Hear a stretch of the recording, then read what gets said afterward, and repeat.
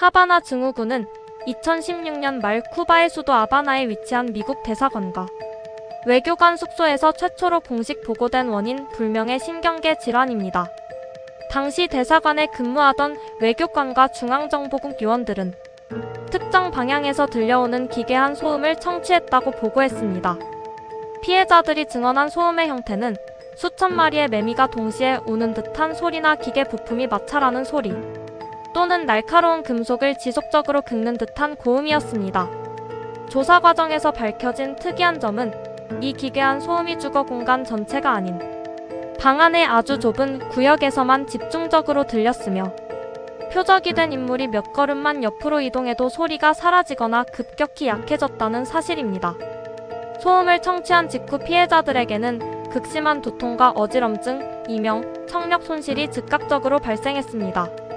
증상이 심각한 경우 구토와 균형 감각 상실로 인해 제대로 서 있기조차 힘든 상태가 되었습니다. 초기에는 단순한 과로나 현지 풍토병 또는 일시적인 스트레스성 질환으로 치부되기도 했습니다. 그러나 증상을 호소하는 인원이 단기간에 수십 명으로 늘어나고, 이들이 본국으로 귀국한 이후에도 수개월간 인지 능력 저하, 불면증, 만성 피로, 시각 장애를 겪으며 일상생활이 불가능해지자 미국 정부는 이를 국가 안보를 위협하는 특수한 사건으로 규정하고 정밀 조사에 착수했습니다. 미국 정부 내부에서 변칙적 건강 사건으로 명명된 이 증상은 쿠바에만 머물지 않았습니다. 2017년에는 중국 광둥성 광저우의 미국 총영사관 직원이 아바나의 피해자들과 정확히 일치하는 소음과 두통 증상을 보고했습니다. 이후 러시아 모스크바, 오스트리아 빈, 독일 베를린, 영국 런던 등 유럽 주요 대도시와 아시아의 베트남 하노이, 인도 뉴델리에서도 유사 사례가 접수되었습니다. 심지어 미국 본토인 워싱턴 DC의 백악관 인근 공원을 산책하던 정부 관료가 갑작스러운 증세로 쓰러지는 사건까지 발생했습니다. 2016년부터 현재까지 보고된 누적 의심 사례는 1,500건을 넘어섰으며, 피해자의 대다수가 중앙정보국 요원, 국방부 관계자, 외교관 등 국가안보의 핵심 인력들이었습니다. 피해자들의 주장이 심리적 압박에 의한 환각이 아님을 증명한 것은 의학적 데이터였습니다. 미국 국무부는 피해 외교관들을 펜실베이니아 대학교 뇌손상 연구센터로 보내 정밀 정량 마그네틱 공명 영상 검사를 진행했습니다. 2018년과 2019년 미국 의학협회지에 발표된 연구 논문에 따르면 하바나 증후군을 겪은 이들의 뇌 영상에서 일반 대조군과 명확한 차이점이 발견되었습니다.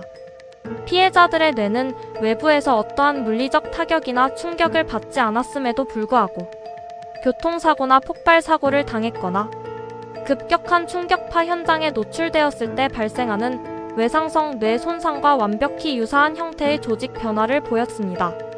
구체적으로는 뇌의 백질 부피가 전반적으로 감소해 있었고, 손해의 조직 연결성이 크게 약화되어 있었습니다. 손해는 인간의 균형 감각과 운동 능력을 관장하는 기관이기에 피해자들이 겪은 만성적인 어지럼증과 보행 장애의 실질적인 원인이 의학적으로 증명된 셈이었습니다. 의학계는 머리에 직접적인 타격이 가해지지 않은 상태에서 어떻게 이토록 정밀하게 뇌 내부 조직과 신경망만 파괴될 수 있는지에 대해 깊은 의문을 가졌습니다. 미국 국립과학공학의학원은 다방면의 기술 조사를 종합하여 2020년 말 최종 보고서를 발간했습니다. 이 보고서는 하바나 증후군을 유발한 가장 유력한 물리적 원인으로 맥동성 지향성 무선 주파수 에너지 즉 마이크로웨이브를 명시했습니다. 특정한 주파수의 전자기파를 레이저처럼 한 곳으로 집중시켜 표적에 발사하는 지향성 에너지 무기가 실전에 사용되었을 가능성이 가장 높다는 결론이었습니다. 여기서 핵심 과학 원리로 등장하는 것이 바로 프레이 효과 또는 마이크로웨이브 청각 효과입니다. 1961년 미국의 생물학자 앨런 프레이가 발견한 이 현상은 인간의 머리에 특정 조건의 마이크로웨이브를 조사하면 이 전자기파가 뇌 조직 내부에서 미세한 열탄성 팽창을 일으키고, 이 진동이 두개골을 거쳐 고막 내부의 뇌로 직접 전달되면서 청각신경을 자극하는 현상입니다. 즉 외부 공기에는 아무런 음파가 흐르지 않더라도 피해자의 머릿속에서는 고음의 괴음이 실제로 울리게 되며, 이 과정이 지속되면 뇌세포와 중추신경계가 치명적인 타격을 입게 됩니다. 이 프레이 효과 가설은 왜 소음이 특정 공간의 피해자에게만 들렸는지, 그리고 왜 물리적 타격 없이 외상성 뇌 손상이 일어났는지를 과학적으로 명쾌하게 설명할 수 있는 유일한 기술적 모델로 평가받았습니다. 사건 초기부터 미국 정계와 국방부는 오랜 기간 마이크로웨이브 기술과 전자기 무기를 연구해온 러시아를 유력한 배후 세력으로 지목했습니다. 과거 냉전 시절 소련 정보기관이 모스크바 주재 미국 대사관을 향해 마이크로웨이브 전자기파를 수십 년간 지속적으로 조사했던 모스크바 신호 사건의 역사적 전례가 존재했기 때문입니다. 일각에서는 중국 정보부나 쿠바 현지 방첩기관의 조직적 개입설도 함께 제기되었습니다. 미국 의회는 행정부의 조사와 별개로 초당적 협력을 발휘하여 피해를 입은 공직자들에게 무조건적인 의료비 지원과 전폭적인 재정적 보상을 법적으로 보장하는 하바나 법을 2021년 만장일치로 통과시키며 국가적 차원의 구제 조치를 단행했습니다. 그러나 2023년 3월 미국 국가정보국장실이 발표한 7개 정보기관의 합동평가보고서는 대중과 학계의 예상을 정면으로 뒤엎는 결론을 내놓았습니다. 중앙정보국을 포함한 5개 핵심 정보기관은 적대 세력이 지향성 에너지 무기나 전자기 장치를 사용하여 고의적인 공격을 감행했을 가능성은 극히 낮다고 공식 평가했습니다. 수많은 의심 사례의 상당 부분은 피해자들이 기존에 가지고 있던 기저질환이나 대사관 내부의 열악한 감시 장비에서 발생한 신호 오작동, 그리고 현지의 환경적 요인과 집단적인 스트레스로 인한 심신 증세로 충분히 설명이 가능하다는 주장이었습니다. 미국 정보당국은 적대국의 구체적인 공격 증거인 이른바 스모킹 건이나 무기장치 자체를 현장에서 확보하지 못했기 때문에 공식적으로는 이 사건을 안보 위협 목록에서 제외하고 마무리 지으려는 외교적 태도를 취했습니다. 정보당국의 공식 발표로 인해 하바나 증후군은 단순한 집단 환각이나 해프닝으로 역사 속에 묻히는 듯 했습니다. 그러나 2024년 4월 미국의 저명한 시사고발 프로그램인 60분가 러시아 언론 매체 더 인사이더, 그리고 독일의 슈피겔이 공동으로 진행한 심층 추적 보도로 인해 사건은 완전히 새로운 국면으로 전환되었습니다.